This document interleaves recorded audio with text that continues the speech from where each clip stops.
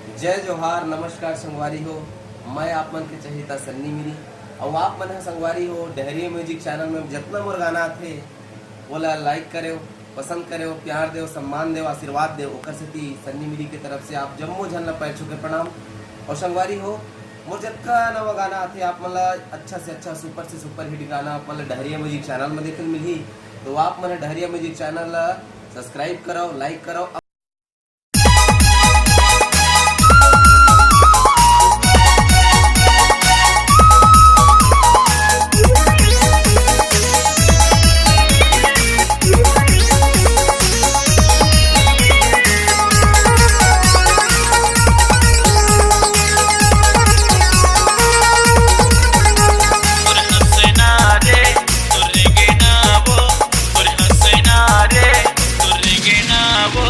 तोर पातर पातर कनिहा नजर मा झूले वो तोर खो पाके गजरा गजबे खुले वो गजबे खुले रानी फिटिंगे दिखे वो गजबे खुले रानी फिटिंगे दिखे वो गजबे खुले पातर पातर हाँ पातर पातर तोर पातर पातर कनिहा नजर मा झूले वो तोर खो पाके गजरा गजबे खुले वो।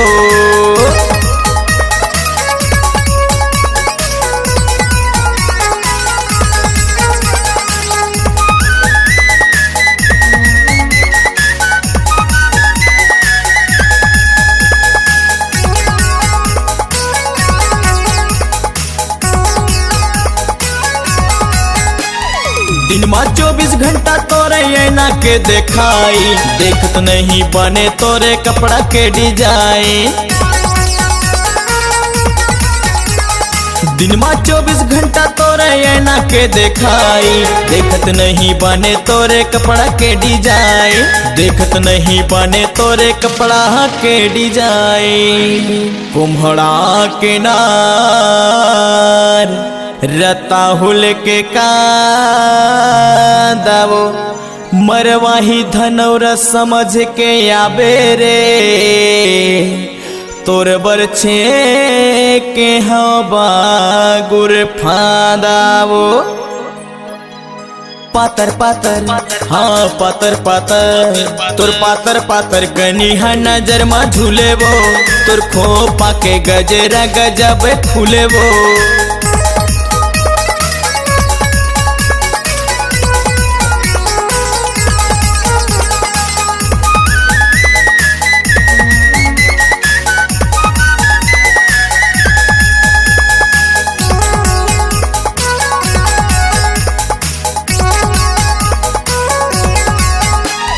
मिले बारे रानी ते धनौरा माया बेवो जुगे से बसंत के मजा लाते पाबे वो। मिले बारे रानी ते धनौरा माया बेवो जुगे से बसंत के मजा लाते पाबे वो जुगे से बसंत के मजा लाते पाबे वो। सेमी के नार झपेटे हावे यार का बताओ तोला रे पगली तोर माया लपेट हावे यार पातर पातर हाँ पातर पातर तोर पातर पातर कनिहा नजर मा झूले वो तोर खो पाके गजरा गजब खुले वो।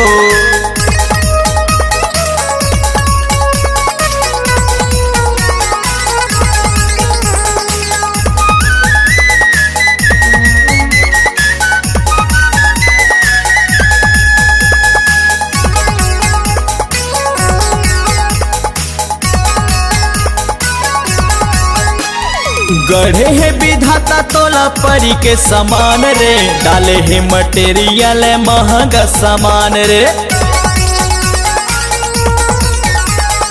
गढ़े है विधाता तोला परी के समान रे डाले है मटेरियल महंगा सामान के डाले है मटेरियल महंगा सामान के। सोने चांदी के गहरा पानी होठ में गुलाब के लाली रे बाहरे बनैया का रूप गढ़े है,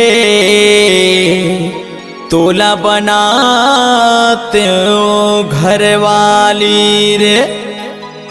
पातर पातर हाँ पातर पातर तोर पातर पातर कनिहा नजर मा झूले वो, तोर खोपा के गजरा गजब खुले वो, गजब खुले रानी फिटिंग दिखे वो, गजब खुले रानी फिटिंग दिखे वो, गजब खुले।